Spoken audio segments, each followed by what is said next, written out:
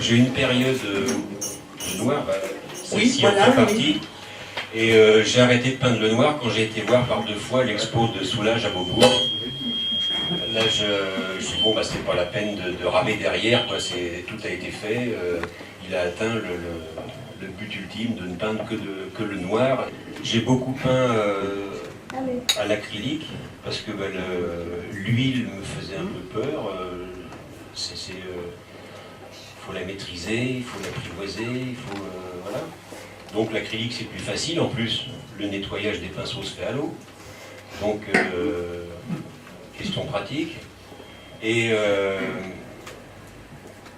j'étais vite bloqué avec l'acrylique, c'est-à-dire que je voyais des choses chez les autres peintres que je n'arrivais pas à reproduire moi avec l'acrylique. Donc j'ai dit il faut absolument que j'attaque l'huile.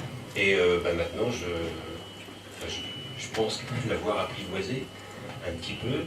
Et l'acrylique, vous parlez de l'acrylique, de l'huile, voilà. Et là, je m'amuse en ce moment à travailler avec les deux. C'est-à-dire que, alors, tout ce qui est la composition du tableau est à l'huile. Alors pourquoi l'huile? Parce que c'est beaucoup plus doux à travailler. On arrive à beaucoup plus de nuances, plus de transparence, plus de chaleur aussi. Et le fond est acrylique. Voilà, donc c'est une technique mixte, si on peut dire. On peut dire ça, technique mixte.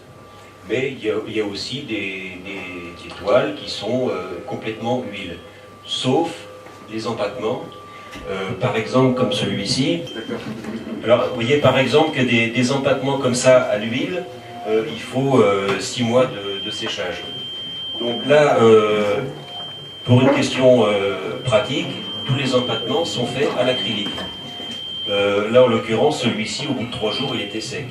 Oui, pour les empattements comme ça à l'huile, il faut 6 mois de séchage, parce que vous avez sur un empattement à l'huile une pellicule qui se forme et qui empêche l'intérieur de sécher.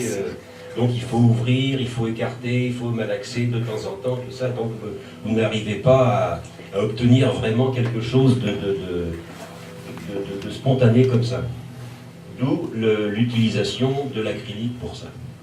Alors après, j'ai trouvé la peinture miracle, c'est-à-dire qu'elle colle plus qu'elle ne peint. Après divers essais nombreux,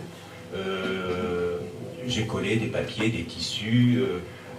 Je sais, là, vous avez un tissu collé. Vous voyez, et ça, c'est collé avec de l'acrylique. Je fais la composition du tableau. Moi j'appelle ça ma patouille. Voilà, ça patouille. Et plus il y en a, mieux c'est. Donc voilà le résultat. Et alors ensuite, une fois que tout ça c'est sec, au bout de 2-3 jours, là-dessus j'interviens avec l'huile. Voilà. Donc Dominique, on sent bien qu'avec votre toile, vous avez une relation fusionnelle, une relation presque charnelle, quoi. De plus en plus. Quand savez-vous que vous avez terminé votre toile? Et qu'est-ce que ça vous fait d'abandonner cette relation quasi charnelle avec la toile? Je ne l'abandonne pas puisqu'elle existe. Je la garde un petit peu. C'est vraiment pour des toiles que je crois avoir vraiment réussi. Et puis, je me suis dit, bon, même si je la vends, chez la personne qui me l'aura acheté, elle va être à la meilleure place.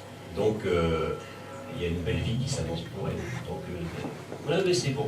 Les premières, oui, ça a été un petit déchirement, et puis au bout de je ne sais combien, ça passe. Ça passe. Et il y en a quand même que je garde pour moi, que je refuse de vendre. Pour moi, la peinture est finie quand je suis certain